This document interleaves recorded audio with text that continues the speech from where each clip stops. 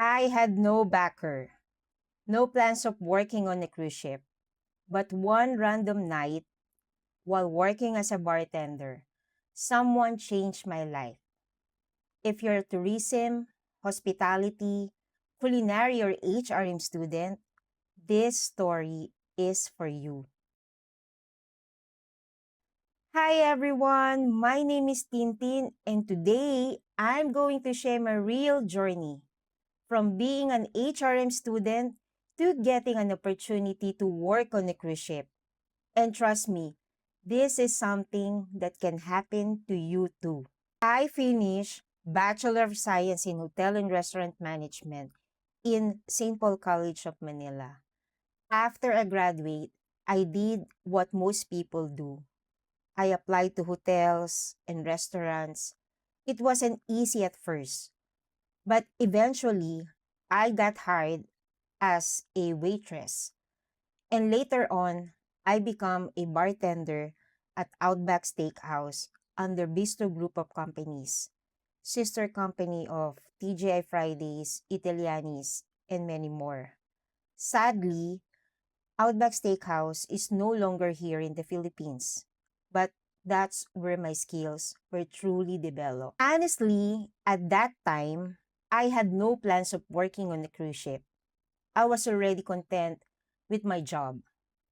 I was learning, earning, and enjoying what I do.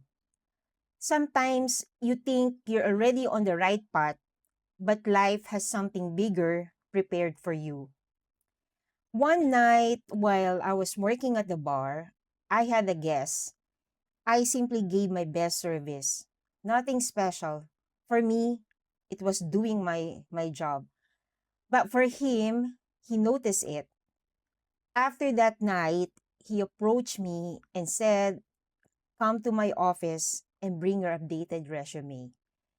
Honestly, I had no idea what he was offering. I didn't know the job, the company, nothing. But I told myself, I'll try. I have nothing to lose. So I went to the office, and guess what? It was in Sheop Sharp in Manila. And the line was very long. I asked myself, should I line up? But instead, I went straight to the guard and showed the calling card of that guest. And after that, I was allowed to enter. I went to his office, he saw me, and he sent me to a room to take an exam. After the exam, interview right away. Everything happened so fast. I didn't struggle with the application. But here's the truth. I took time completing my requirements. And this is something you need to understand. Sometimes the application it's not the hardest part. It's the process after. Trainings, documents, medical. This is where your patience is tested. So for all the students, tourism, hospitality, culinary, and HRM student, listen carefully. This will really help you. First, take your course seriously.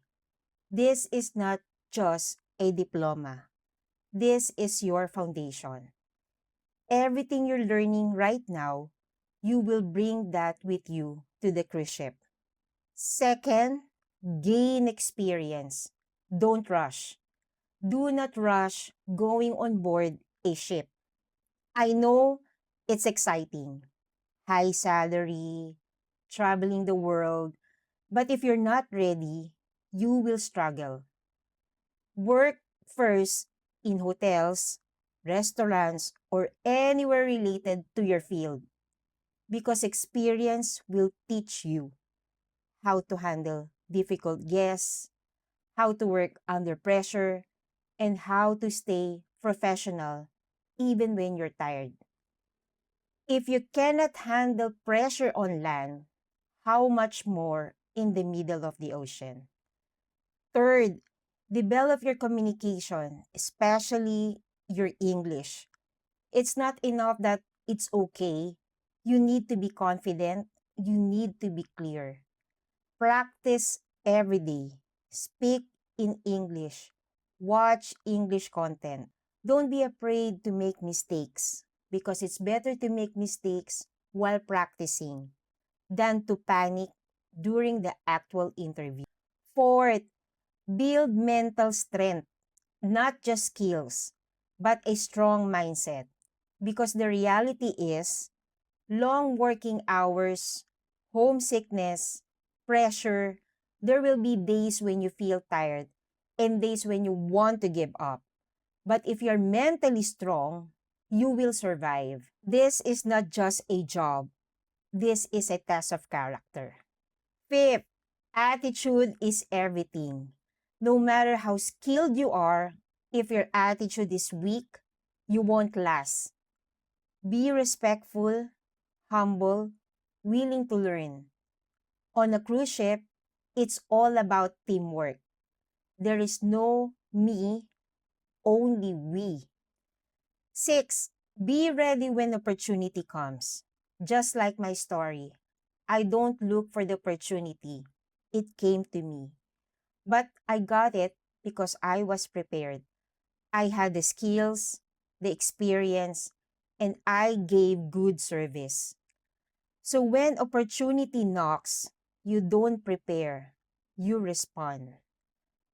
So while you are still a student, don't rush the destination. Enjoy the process. Learn everything. Build yourself. Because one day, you will be the one telling your success story. I started as a simple student, then a waitress, then a bartender. And one expected moment changed everything. So if you're dreaming of working on a cruise ship, you don't need a backer.